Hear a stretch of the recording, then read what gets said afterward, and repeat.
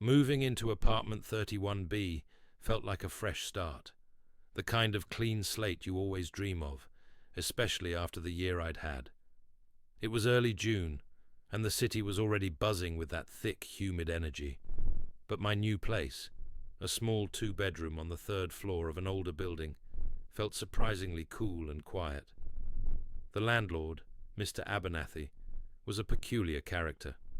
Tall, thin, with a perpetually pressed suit that seemed a size too big, and a smile that never quite reached his eyes. He was overly polite, almost to the point of being unsettling. During the walkthrough, he kept mentioning the character of the building, which I assumed was code for its age, but then he added, "You might hear some odd noises from time to time. Nothing to worry about, just the building settling. Old pipes, you know." He even offered to show me the boiler room, which I politely declined. I just wanted to get settled. The first few months were uneventful, a comfortable rhythm of unpacking, decorating, and getting used to the gentle hum of city life outside my window. Apartment 31B was perfect. My neighbors were mostly quiet, a young couple next door in 31C, and an older woman below me in 21B. The odd noises Mr. Abernathy mentioned never really materialized beyond the usual creaks and groans of an old building, or the distant thud of someone walking in the hallway. I started a new job, fell into a routine, and truly began to feel at home. Summer bled into a crisp autumn, and the leaves outside my window turned brilliant shades of red and gold. Life was good, almost boringly so. Then, a few days before Halloween, everything shifted. I was scrolling through my phone, half watching a movie, when a text message popped up. It was from Mr. Abernathy. I rarely heard from him, unless it was about rent or a minor repair. The message was short, blunt, and instantly unsettling. "On Halloween night, do not open your door after midnight, no matter what you hear." I stared at the screen, rereading the words, a chill snaking down my spine that had nothing to do with the dropping temperatures outside. It had to be a joke, right? Some weird, macabre Halloween tradition from a quirky landlord. But his number was right there, saved in my contacts. I typed out a quick reply. "Is everything okay, Mr. Abernathy?" "What do you mean?" The message sent, but I got no immediate response. I waited, my thumb hovering over the call button, but decided against it. Maybe he was busy, or maybe it was just his idea of a prank, a really bad one. Still, the words lingered in my mind, a tiny seed of unease planted. The next few days were normal enough on the surface, but the text had subtly altered my perception of things. Suddenly, every creak in the floorboards sounded louder, every distant murmur from the hallway seemed more distinct. I found myself listening, really listening, in a way I hadn't before. I'd catch myself holding my breath, straining to identify a muffled thud that dissolved into nothingness. I started noticing the shadows under my door, the way they seemed to shift and deepen even when the hallway light was steady. Was that just my imagination playing tricks, or were they actually moving? One evening, I was making dinner, and my phone, which was sitting on the counter, buzzed.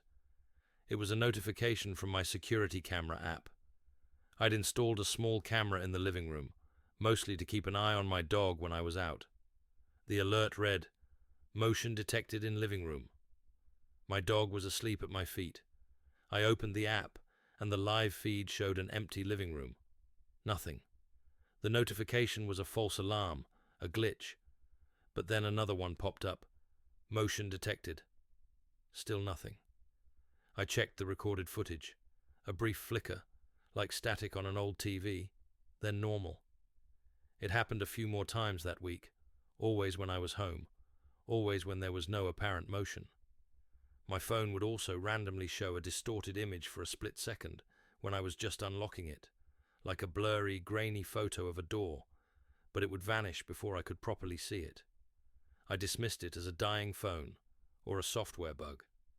I tried to shake it off, to convince myself I was being paranoid, that Mr. Abernathy's text had simply put me on edge. But the subtle disturbances kept accumulating.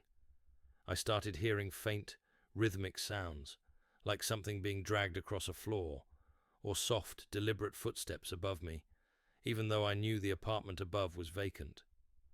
Sometimes, late at night, I'd swear I heard faint whispers, just at the edge of audibility, like a hushed conversation through a thin wall.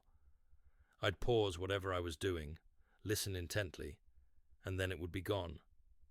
My rational mind screamed, "Old building," but the feeling of being watched, of something else being present, grew stronger.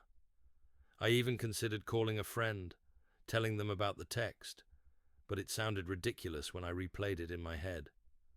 My landlord sent a weird Halloween text, and now I think my apartment is haunted. No one would believe me. I started to wonder if I was losing it. Halloween night finally arrived, cloaked in a thick, unseasonable fog. The city hummed with a different kind of energy, a playful, slightly mischievous current. Laughter and shouts of trick or treat echoed from the streets below, gradually fading as the evening wore on. I tried to distract myself, watching a movie, but my eyes kept darting to the clock. Every minute felt heavier, slower. My phone sat beside me, silent, a constant reminder of Mr. Abernathy's warning. I hadn't received any further text from him, and he hadn't replied to my query. The silence was almost worse than another cryptic message. As midnight approached, the apartment grew eerily still.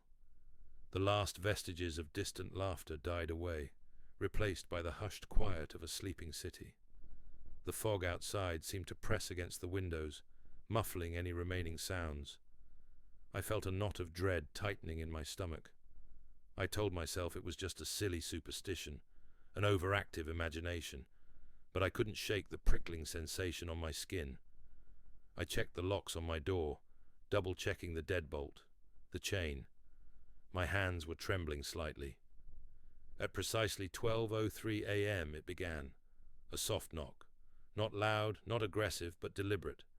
3 distinct taps, perfectly spaced, on my front door. My breath hitched. I froze, my eyes wide, staring at the door. It wasn't a sudden bang, not a startled rap. It was polite, almost expectant. I swallowed, trying to calm my racing heart. It's a kid, some prankster. They saw my light on. But then the words of Mr. Abernathy's text echoed in my mind.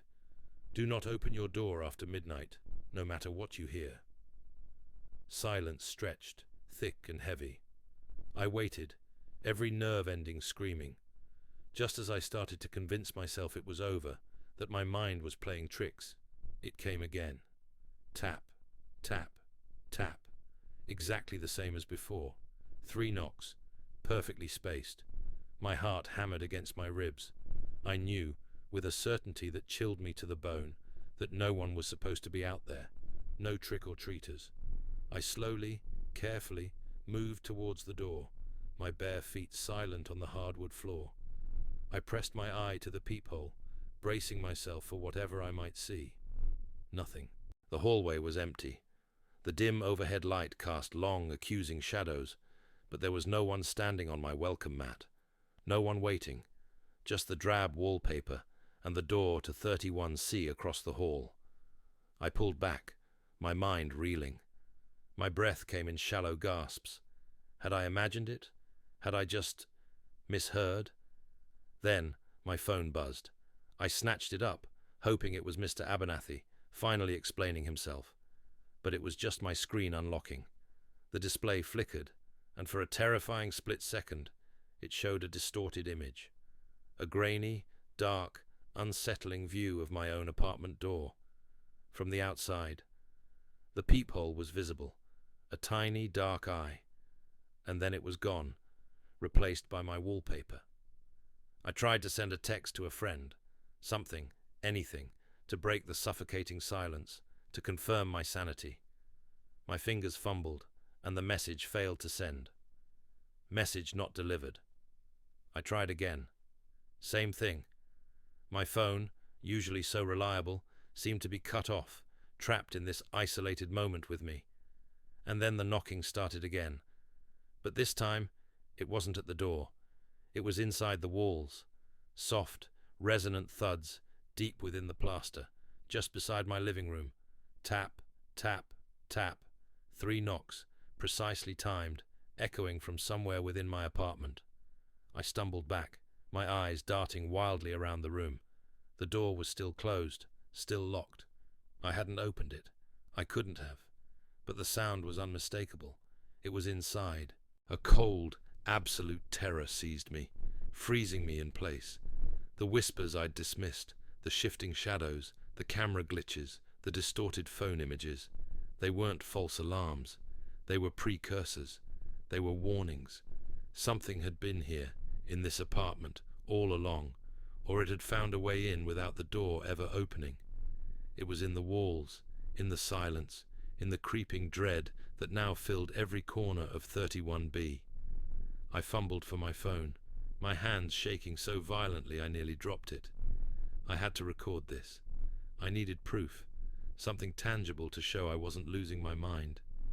I opened the camera app, pointing it at the living room, at the door, at the space where the knocking had just come from. The screen flickered, a static burst of white and black, then settled. My reflection stared back at me in the dark screen of the television, a pale, terrified face. But as the camera recorded, I saw it.